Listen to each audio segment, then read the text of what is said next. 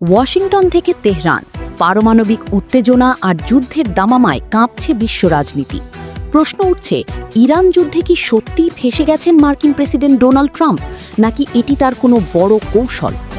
৩ মাস আগে শুরু হওয়া অপারেশন এপিক ফিউরির শুরুতেই মার্কিন হামলায় ধ্বংস হয় ইরানের ব্যালিস্টিক ক্ষেপণাস্ত্র ভাণ্ডার ও নৌবাহিনীর বড় অংশ। তখন হোয়াইট হাউস দাবি করেছিল সব সামরিক লক্ষ্য অর্জিত হয়েছে। ট্রাম্প ভেবেছিলেন মাত্র ৬ সপ্তাহেই তেহরান নতজানু হয়ে যাবে। কিন্তু বাস্তবতা এখন ভিন্ন। নির্ধারিত সময় পেরিয়ে গেলেও ইরান মাথা নত করেনি। উল্টো হরমুজ প্রণালীর নিয়ন্ত্রণ ধরে রেখে তেহরান এখন বিশ্ব জ্বালানি বাজারের মাধ্যমে চাপ সৃষ্টি করছে ওয়াশিংটনের ওপর।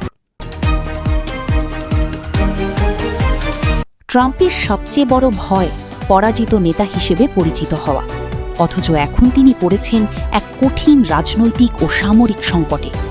নভেম্বরের নির্বাচন সামনে, দেশের বাজারে তেলের দাম বাড়ছে, জনপ্রিয়তা কমছে, আর রিপাবলিকান শিবিরে বাড়ছে উদ্বেগ। ওবামা আমলের পারমাণবিক চুক্তিতে ফিরতেও অনীহা ট্রাম্পের, কিন্তু যুদ্ধবিরতির আলোচনাতেও মিলছে না কোনো অগ্রগতি। মার্কিন গোয়েন্দা কর্মকর্তা জনাথন প্যানিকফের মতে, ইরান বিশ্বাস করে তারা আমেরিকার চেয়ে বেশি অর্থনৈতিক চাপ সহ্য করতে পারবে। মাটির নিচের বাংকারে এখনও মজুদ আছে উচ্চমাত্রার সমৃদ্ধ ইউরেনিয়াম। আয়াতুল্লাহ আলী খামেনির নির্দেশ, 1 ইঞ্চি ইউরেনিয়ামও দেশের বাইরে যাবে না।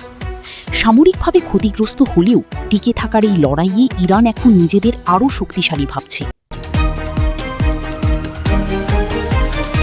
সংকট এতটাই গভীর যে নিজের ছেলে ডোনাল্ড ট্রাম্প জুনিয়রের বিয়েতেও যেতে পারেননি ট্রাম্প। পরিস্থিতি নিয়ে তিনিও স্বীকার করেছেন, এখন হয় শান্তি চুক্তি, নয়তো আবারও বড় ধরনের হামলা। এদিকে যুদ্ধ থামানোর শেষ চেষ্টা হিসেবে তেহরানে বৈঠক করেছেন পাকিস্তানের সেনাপ্রধান আজিম মুনির ও ইরানের পররাষ্ট্রপতি আব্বাস আরাকচি। তবে ইরান স্পষ্ট জানিয়েছে, যুক্তরাষ্ট্রের কঠোর অবস্থানের কারণেই শান্তি আলোচনা ভেস্তে যাচ্ছে। বিশ্লেষকদের মতে, এই যুদ্ধ যুক্তরাষ্ট্রের জন্য ভিয়েতনাম বা আফগানিস্তানের চেয়েও বড় কৌশলগত ধাক্কা হয়ে উঠতে পারে।